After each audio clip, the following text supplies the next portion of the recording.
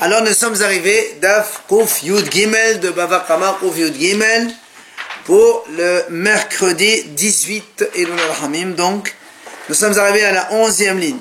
11e ligne. Amar Rav Hasda, il a dit Rav Hasda. Kovaim Zman Sheni Vahamishi Vesheni. C'est-à-dire quand on veut convoquer quelqu'un au tribunal, alors on lui fixe un temps. Par exemple, on le convoque pour lundi. S'il vient pas, on le convoque pour jeudi. S'il vient pas, on le convoque pour lundi.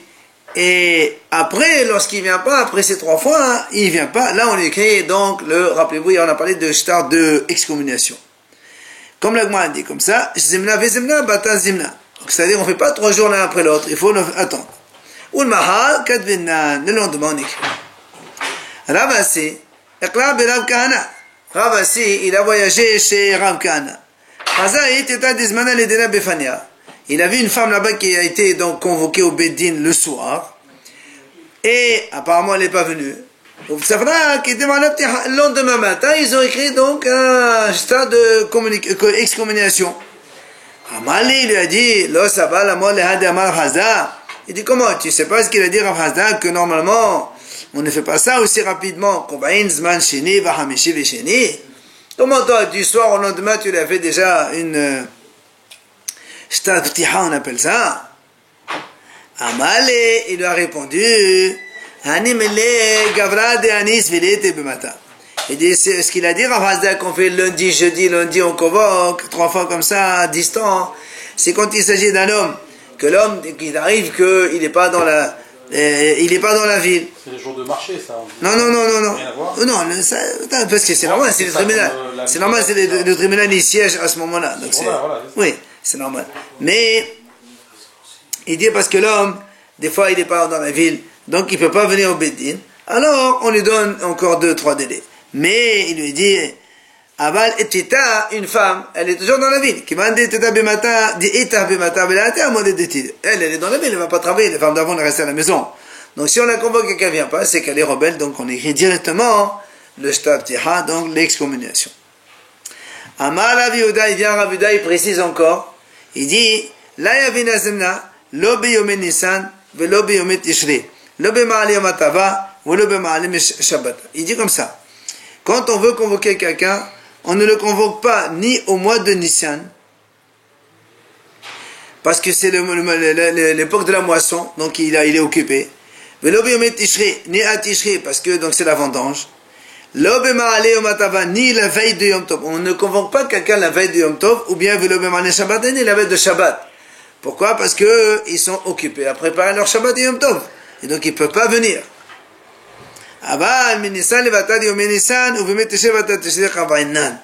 Mais on peut convoquer quelqu'un pendant la période de Nissan, mais pour une convocation après Nissan. On les voit à Chalet, on lui dit par exemple, là tu viens le 3 hier, 4 hier, ou bien Tishri, on le convoque, mais on lui dit tu viens pas Tishri, tu viens Hishvan, telle date, ça c'est faisable. Donc là c'est plus lundi, jeudi, lundi. Hein? Non, on est toujours dans les mêmes conditions. Par contre, il dit, il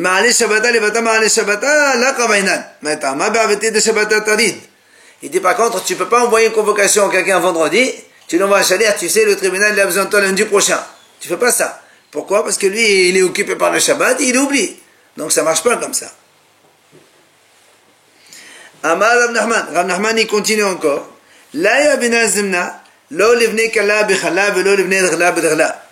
Nachman, il dit comme ça. On ne fait pas des convocations des gens pour le tribunal, ni pour les vnei kala bechala. Kala, c'était quand ils faisaient des drachot.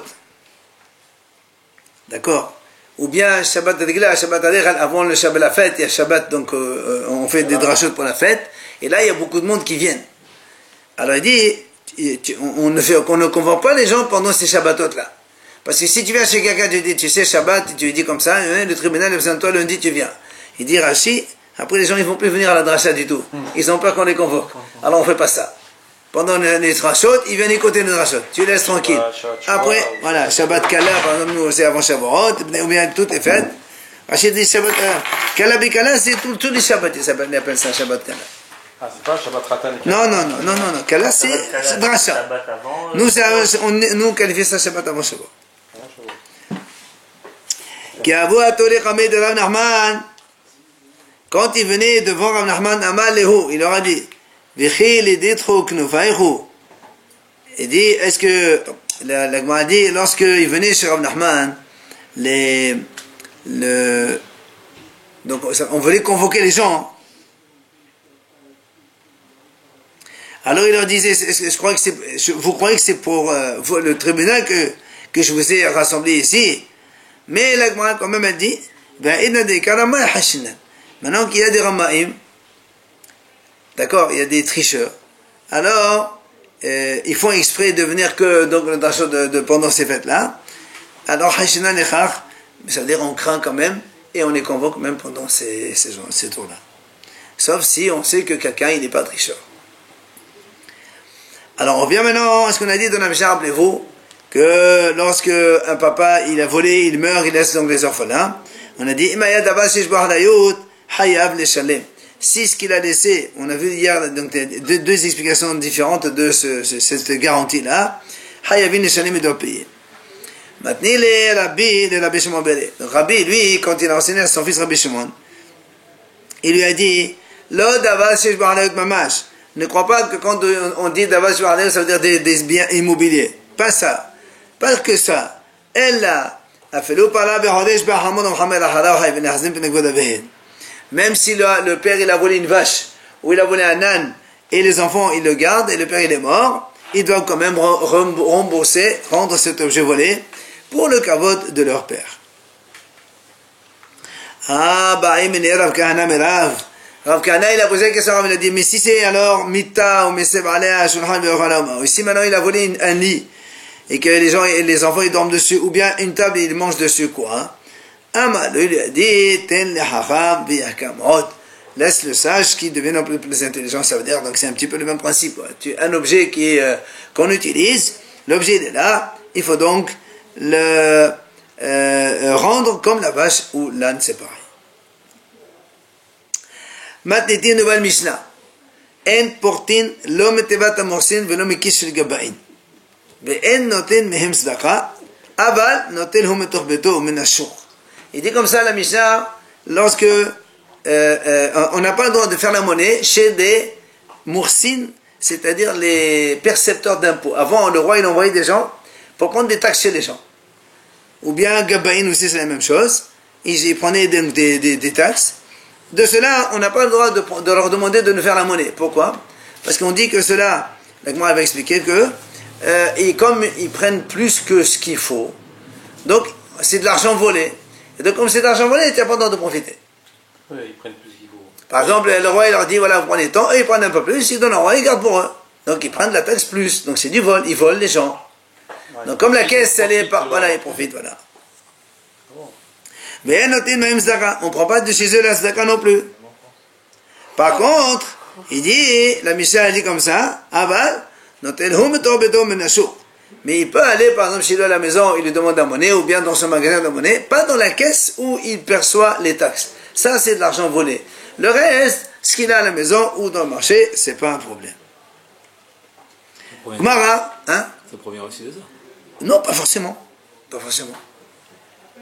Mara, Tana, la Gemara dit comme ça. Mais, noten le dinar et noten le tashi'at.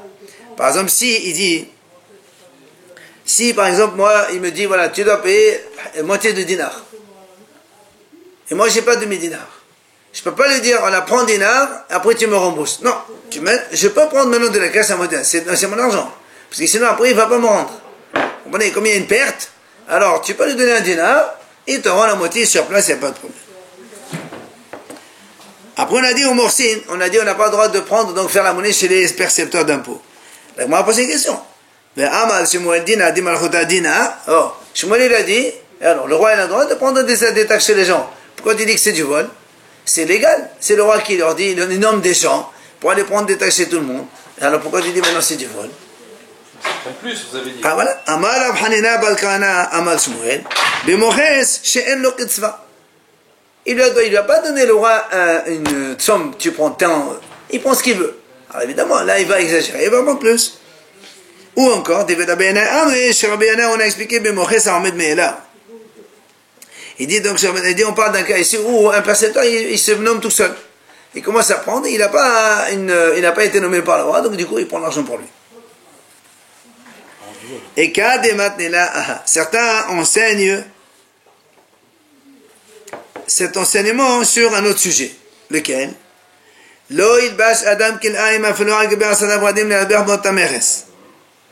Mishnah dit comme ça. Un homme n'a pas le droit de mettre sur lui des kil'aïm. Il dit, par exemple, il y a des gens qui ils portent plein de tissus pour vendre. Dans les tissus, il y a kil'aïm. Alors, ils mettent plein sur les épaules. Et kilo, c'est mes habits. Il dit, même si tu as 10 habits au-dessus, tu mets kil'aïm, c'est assour. Même pour les havri, pour faire fuir les impôts, la taxe. Donc ça, c'est la Mishnah qui dit comme ça. Maintenant, il m'a dit, cette Mishnah, elle n'est pas comme Rabbi Akiva. Puisque nous, on dit, on n'a pas le droit de faire fuir des taxes. Des Tanya. Pourquoi la Breta a dit comme ça? C'est assour de faire fuir des impôts de l'État. Quand tu dois payer, tu payes. Rabbi Shimon Rabbi Akiva, donc tu vois que Rabbi Akiva, lui, il a dit, on a le droit de faire fuir. Donc, notre Mishnah qui a dit, un homme n'a pas le droit de mettre des kilaïm sur ses épaules pour faire fuir, Rabbi Akiva dit, non, tu as le droit. Alors, il m'a dit, pour le sujet du kilaïm, c'est là où ils discutent. C'est quoi? Donc, que tu me dises, un, il a dit, on a le droit de porter des kilaïm pour faire fuir, puisqu'il n'a pas l'intention. Un, il a dit, donc, il dit, même si tu n'as pas l'intention, c'est quand même un saut. D'abord, si quelqu'un fait quelque chose sans intention, il dit, soit des moutards, donc on comprend. Mais il a dit, comment tu dis? Il a dit qu'on a le droit de faire fuir la taxe. Là encore, la même question qu'on a posée chez nous, on la pose là-bas. Comme le roi il te demande une taxe, c'est normal, tu te donnes une taxe, ça veut dire que tu as le droit de faire fuir la taxe. Et là, on répond justement comme on a répondu nous ici. Donc soit c'est un percepteur qui n'a pas de limite, il prend ce qu'il veut. Et là, comme on a répondu chez nous, c'est un percepteur qui se met tout seul, il se nomme, et il fait ce qu'il veut. Il y en a donc qui enseignent cela sur un autre sujet.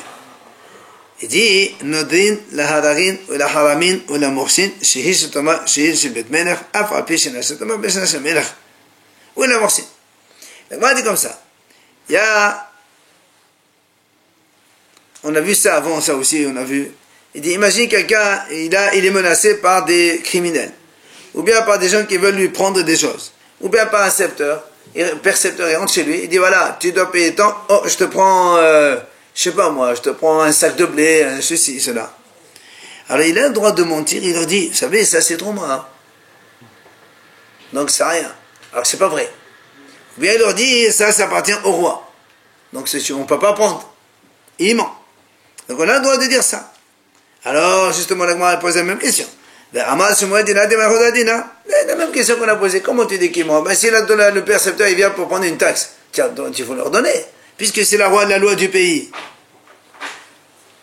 Et là aussi on répond,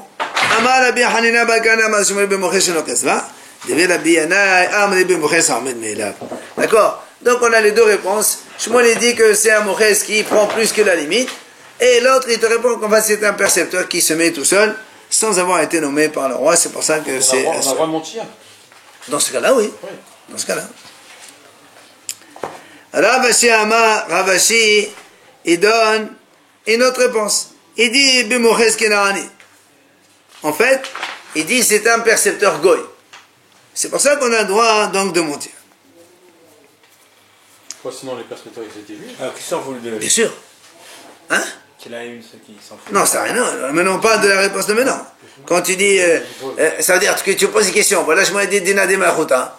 Il dit là, c'est un percepteur goy. Donc je peux le... On va voir justement, on va parler du vol d'un goy. Détana, la Bretagne enseigne. Israël urnaani annas shebao ladin. Imaginons, il y a un Israël et un goy, un nas, c'est-à-dire quelqu'un qui veut lui prendre des choses par force. Ils sont venus au tribunal. Alors la Gemara dit, si tu peux trouver un argument dans les lois d'Israël et tu les fais gagner, alors fais-les gagner. Maintenant, il dit c'est comme ça qu'on fait la loi. Maintenant, si tu peux favoriser, là encore, Israël, Bedine Kenaanim, tu lui dis la même chose. Dans votre loi, c'est comme ça, c'est Israël qui a raison. Si maintenant on n'arrive pas à trouver des arguments pour le favoriser, qu'est-ce qu'on fait? Alors, il dit, qu'est-ce qu'on fait dans ces cas-là? On essaie de trouver Ba'akifin, c'est-à-dire de façon indirecte, et de toute façon, on acquitte Israël. Alors, l'agma al-rajout, mais pénètre Kedush Hashem. Ça veut dire quoi, pénètre Kedush Hashem?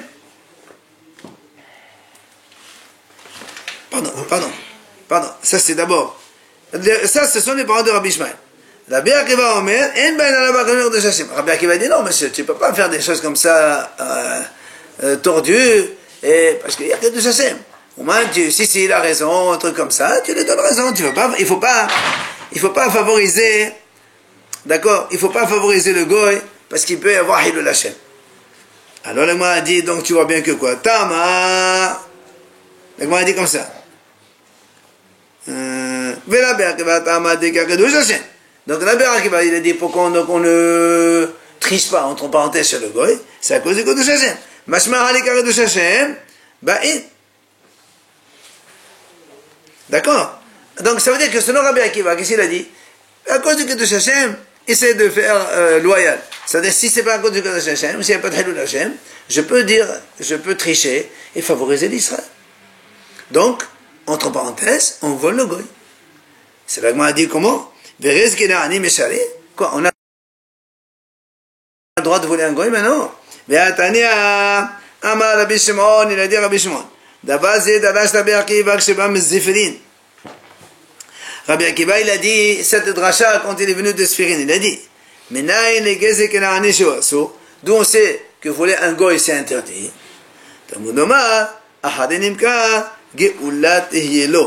Ça, on parle ici, lorsqu'un juif, il se vend à un goy, d'accord? Il dit, il faut aller le racheter. Il ne faut pas le laisser chez le goy. Après que le juif a été vendu, essaie de le racheter. Maintenant, il dit pourquoi? Ça veut dire, pour ne pas que les tribunaux le fassent sortir gratuitement. Donc, ça veut dire ici, qu'est-ce que tu vois? Tu vois que on n'a pas le droit de voler un goy. C'est-à-dire que tu dois essayer un des Bnei Israël, des proches, ils vont racheter le juif Aïd qui a été vendu, et donc tu vois bien que il faut le racheter. Et donc on n'a pas le droit de voler un goy.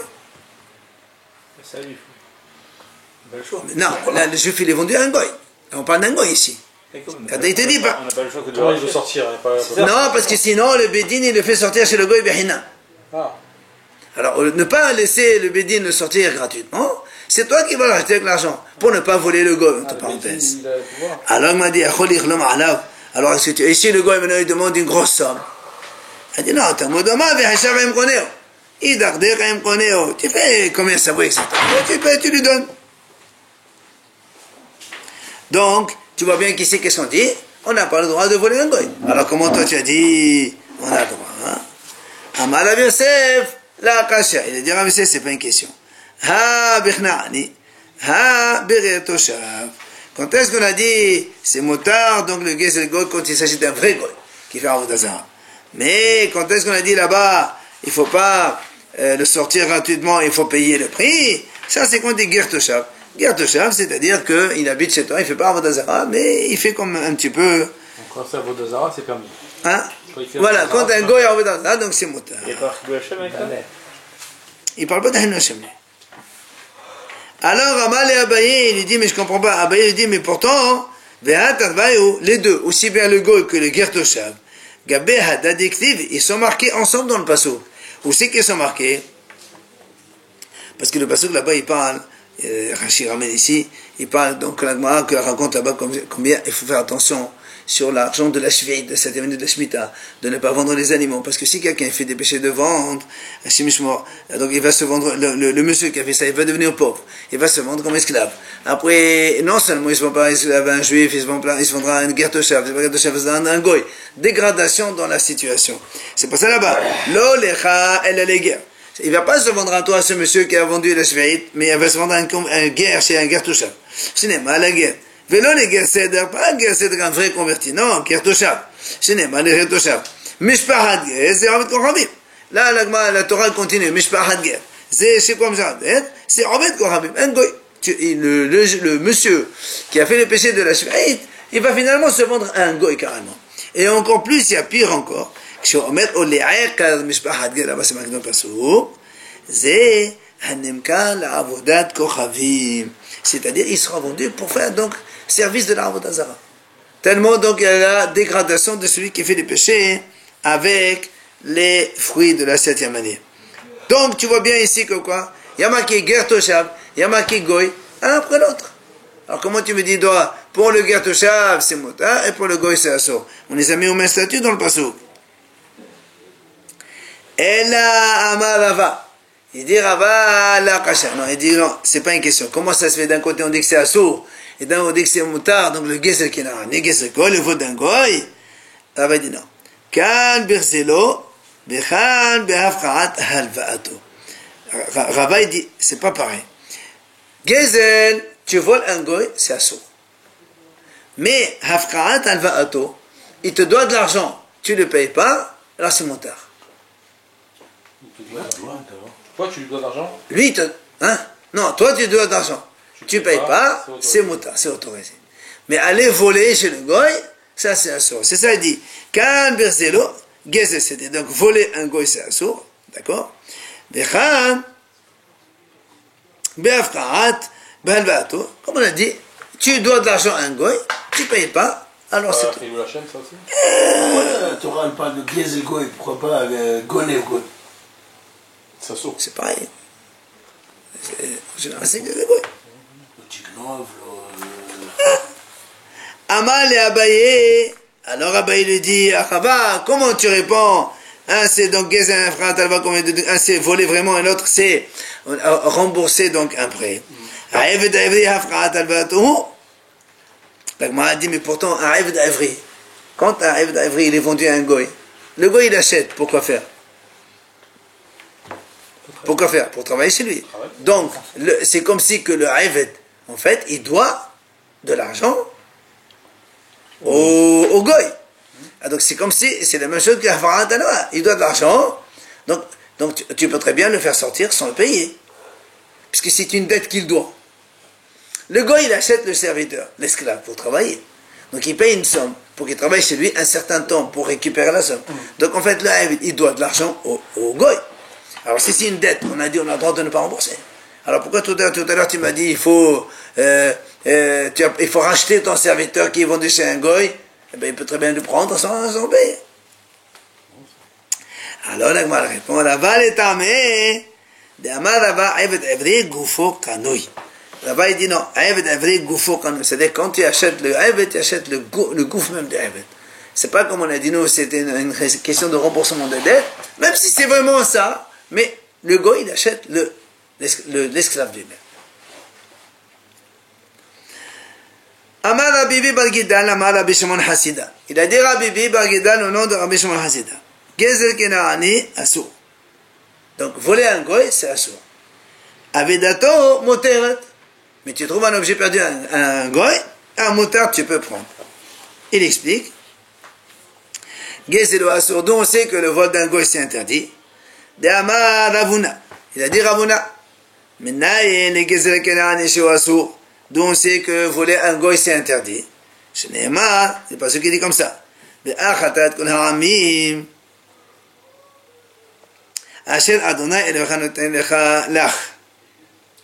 Tu anéantiras toutes les populations que Hachem t'a données. Ça veut dire quoi? On parle des ceux qui sont en Israël. בזמן שהן מסורים בידיך, ולא בזמן שאינם מסורים בידיך. C'est-à-dire quand le goy il est massour biadcha, donc tu as le droit d'en disposer, alors là c'est moutar. Mais quand ils ne sont pas à ta disposition, et donc dans ces cas-là, gezel assour. Donc tu vois bien que voler un goy c'est interdit, on apprend d'ici. Mais l'agma a dit avidato moteret. D'où tu apprends que la vida d'un goy c'est permis? De Amar Rav Hama bar Gouria. Amar Rav. Il a donc dit Rav Hama bar Gouria au nom de Rav. Maintenant il a avidata kenani chez moteret. D'où on sait quel objet perdu par un goy, on a le droit de le prendre, on n'a pas donc l'obligation de rendre. Shneemar lechol avidat ahicha.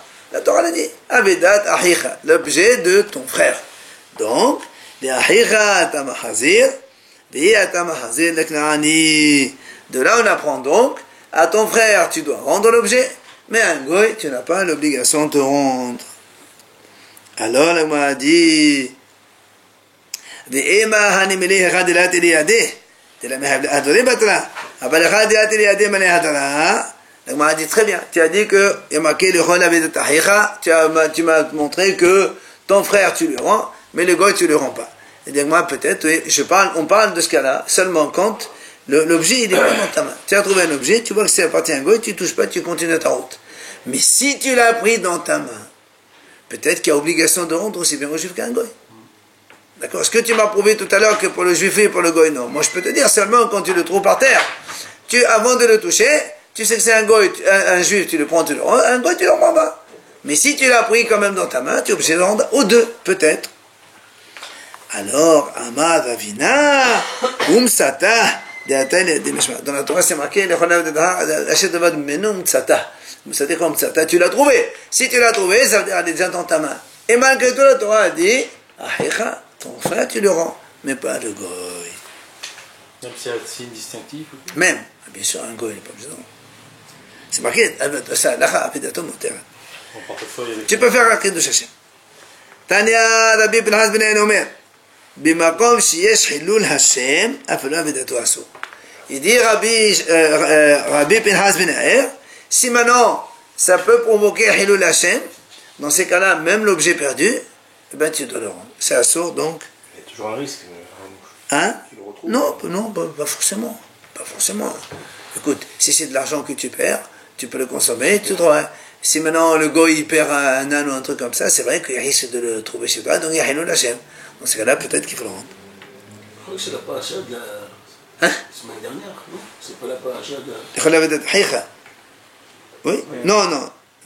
C'est donc quitter, c'est Kavbet, c'est pas encore. Déclarer les objets volés, c'était la semaine dernière. Oui, ben c'est ça, c'est exactement, c'est ça. C'est la paracha, on a vu cette semaine. Amad Shmuel, Ta'uto Muteret. L'erreur d'un goy, elle est permise. L'erreur. Alors, le nous ramène ici. Qui a dit Shmuel, Zavan Mekouti, il a acheté chez un Kouti, c'est un goy. Le Kana de Dahava, il a acheté un outil en or. Oui? Quoi? Une sorte de bouteille, mais, d'accord? Un flacon. Qui est en or. Bema de Vazela. Alors le goy, il croyait que c'était de cuivre, comme c'est jaune les deux, et lui a vendu au prix de cuivre. Il a acheté. Et en plus, le goy lui a dit ça vaut 4 joues, et Shmuel lui a donné 3. Donc tu vois, il a double erreur chez le goy. Il a donc 2 fois. Et la Gemara raconte encore. Rav Kahana, Zavan Mekoté Mea Vasim Havita Bemea. Il a fait la même chose. Il a acheté 120 cruches. Rav Kahana.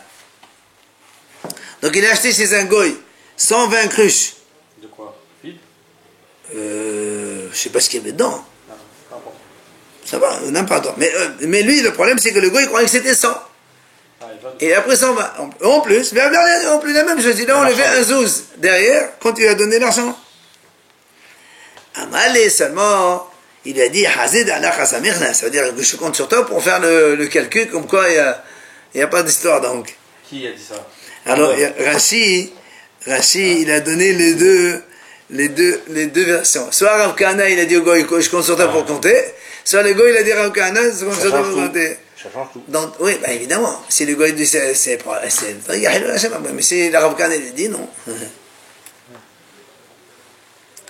Ravina, regarde encore, la Gemara raconte encore des choses. Zavan diklahu vichoti le salaha. Il a acheté avec un goy un palmier, mais pour couper le bois, prendre le bois. Qu'est-ce qu'il a fait Ravina? Amal el Shama, il a dit à son serviteur, Qadam ve'aiti me'aqado, dichoti minyanada. Il a dit, comme on va partager le nombre de bûches, qu'est-ce que tu fais toi? Prends les grosses bûches. Il prend le début des racines. Le début des racines, après elles vont, c'est fil de champ. Alors il dit, parce que le gars, lui, il sait que compter. Il compte combien de les mêmes 20 bûches pour chacun, il ne regarde pas la grosseur. Alors prends pour toi les gros, et lui, tu lui donnes les petits. Ravashi, il voyageait sur la route, Ravashi. Hazal Shibshad de Gouvna, Befadessa. Il a vu sur la route, donc il y avait un verger, un vignoble. Il y avait des vignes. Et il y avait les branchages qui auraient dépassé un peu là-bas. Il y avait des raisins, des beaux raisins. Amal el Shama, il a dit à son serviteur, il lui a dit, Zil Hazi, va voir. Et dit, nous, si c'est le champ, le vignoble appartient à un goy, amène des raisins. Mais si c'est d'Israël et d'Israël, non, là, tu n'amènes pas. Et quand il a parlé ça avec son serviteur, Shama au côté, le goy, il était dans son vignoble, il a entendu la discussion. Il sort. Amal, les quoi? Des côtés, chérie. Quoi? Parce que c'est un goy, tu as le droit de prendre. Qui est l'autre, tu vas me voler. Il a entendu dire ça. Alors regarde comment l'autre, le rab, il se rattrape. Amal, il lui a dit non. Côté, chacun d'ami, ça là, chacun d'ami. Il dit, quand je dis prends, c'est-à-dire prends et on va le payer. Alors qu'Israël, quand on prend, on ne paye pas Israël. Il a tourné la... Hein? Goufa, il faut être rare pour ça. Goufa, Amal Shmuel. Alors Shmuel, donc on reprend l'idée de Shmuel qu'on a dit au début. Dina de Malchota, Dina. Donc le roi, quand il fait la loi du pays, ça va du pays. Elle marche. Alors, la Gemara, elle pose une question à Rava. Non, Rava, il donne une preuve. Il dit la preuve, Teda. Il dit voilà la preuve. C'est que le roi, il coupe des palmiers de partout, dans les champs des autres. Et il fait avec des ponts. Et nous, on passe dessus. Or, si c'est volé, on n'a pas le droit d'utiliser quelque chose de volé. Donc, tu vois bien que quoi? Que le roi, quand il décide de faire quelque chose, eh ben, c'est valable pour tout le monde. Et donc, on a le droit de passer. Amal et Abaye, il y a Abaye dit, qui t'a dit que c'est à cause d'un preneur? C'est pas ça. Dilma, Mishum Dei, Ushumenayo, Marayo. Il dit, parce que peut-être, c'est parce que tout simplement, quand le roi, il a été coupé des palmiers dans les champs des Juifs, ben, et les Juifs, ils ont désespéré complètement. Alors, comme il y a désespoir des Juifs, comme il y a désespoir des Juifs,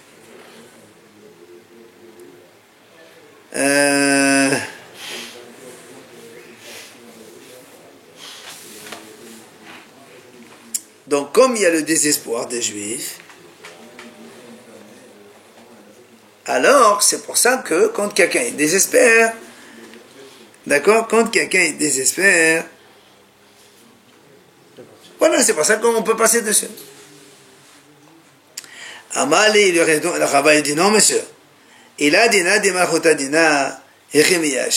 il dit parce que si tu me dis pas c'est à cause de la loi du pays, même imaginons que le juif désespère. Nous, on sait, rappelez-vous, on a vu ça souvent, qu'on peut prophéter d'une chose, que quand il y a désespoir, et après il y a transformation, soit chez Nourichout, donc transfert de propriété, soit autre chose. Or là, quand tu les prends, même si le propriétaire désespère, on fait des ponts, on les ponts, c'est dans le Shotar Abim.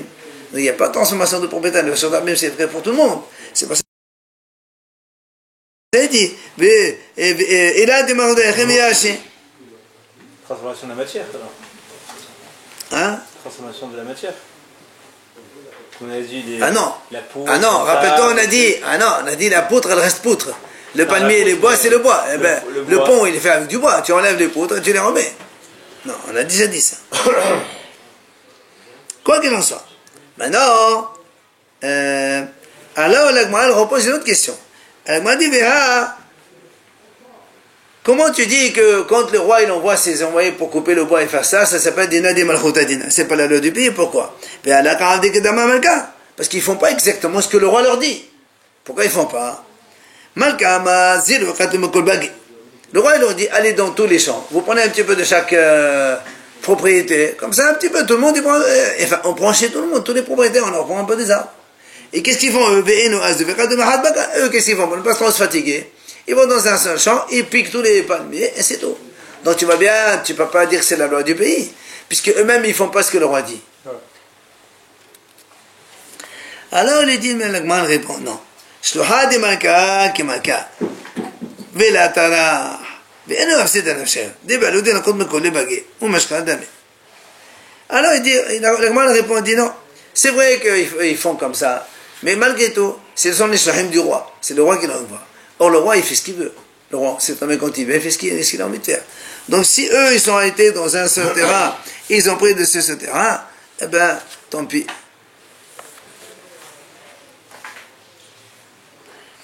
Ben, après, Amarava, Mad, Mestekah, Bevidare, Para, Manata, de Malka, Anemine Shotra. Ah ben, et ça, c'est de Ramapir. Rava dit comme ça. Si, bien sûr. Si, quand les hommes du roi arrivent, ils trouvent, imaginons qu'il y a 3 ou 4 associés dans la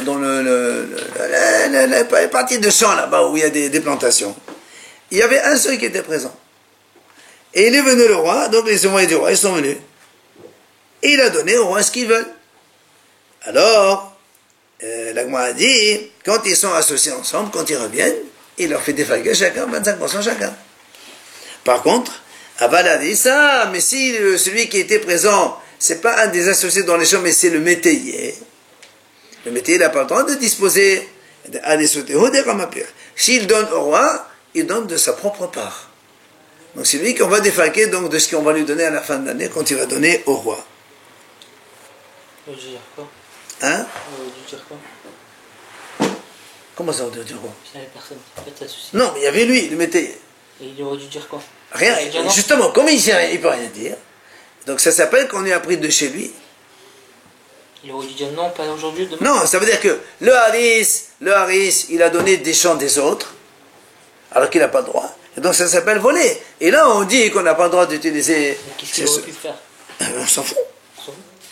Il aurait dû dire non. Il ne peut pas dire non. Ouais. Mais malgré tout, bah, il aurait pu dire non, c'est pas à moi. Ah, bah, comme ici, déjà, le patron n'est pas là. Mais Amar Rava. Et Rava, il dit comme ça encore. Balmata, Abalmata, Merbat. ואני מלא דבלה על רב וחדגה דה השתה. אבל השתה דה חליף, הוא אלף עש מכה חליף. Rava dit comme ça. Imaginons, il vient le percepteur d'impôts. Il vient chez moi, il me perçoit les impôts. Après, il me dit, tu sais, ton voisin là, tu payes pour lui. Après, quand il vient, tu prends, parce qu'il n'est pas là, ça ne m'intéresse pas. Donc, tu payes pour lui, après toi, tu t'arranges avec lui. Il a dit, on peut faire ça. Hein? Oui. Et seulement... Qui on? Non, ça veut dire que le percepteur, il peut t'obliger à faire ça. Et toi, donc, tu payes pour l'autre, et l'autre, il te rembourse. Mais il dit, attention, mais ça, c'est uniquement, donc pour les trucs de la taxe de la terre et la taxe des hommes, seulement, des haïchata. C'est-à-dire, s'il te dit, tu sais, l'année dernière, il n'a pas payé, hein, tu vas payer pour l'année dernière ou pour cette année. Il dit, non, ça, on ne paye pas pour l'année dernière. Pourquoi? Parce que quand, l'année dernière, le percepteur, il a donné au roi déjà tout ce qu'il a encaissé, même s'il n'y avait pas assez, le roi, il s'est calmé avec. Maintenant, donc, la nouvelle année, tu peux demander que, est-ce que, donc, tu payes pour l'autre, après, tu t'arranges avec lui. Tu peux refuser?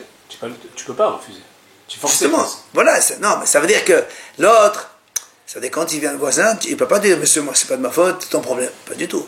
Il vient, il te rembourse ce que tu as payé pour lui.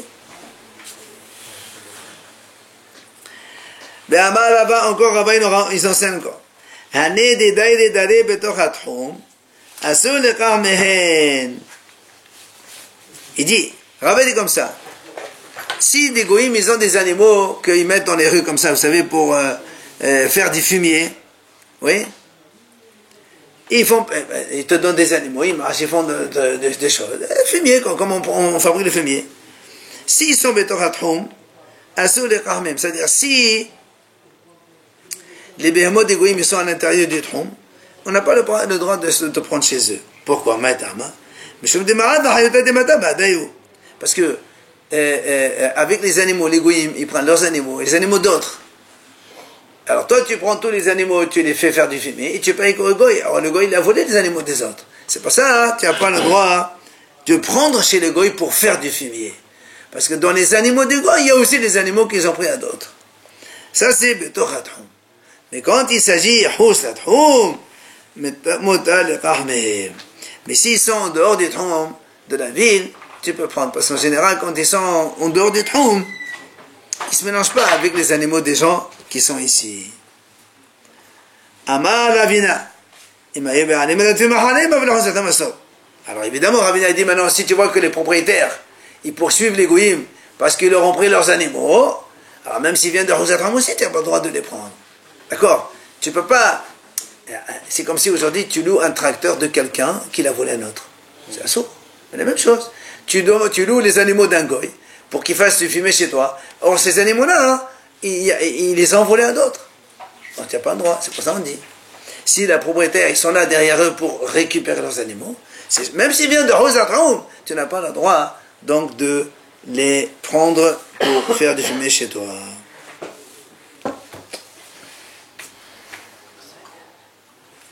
Hein? Allez, on arrête là.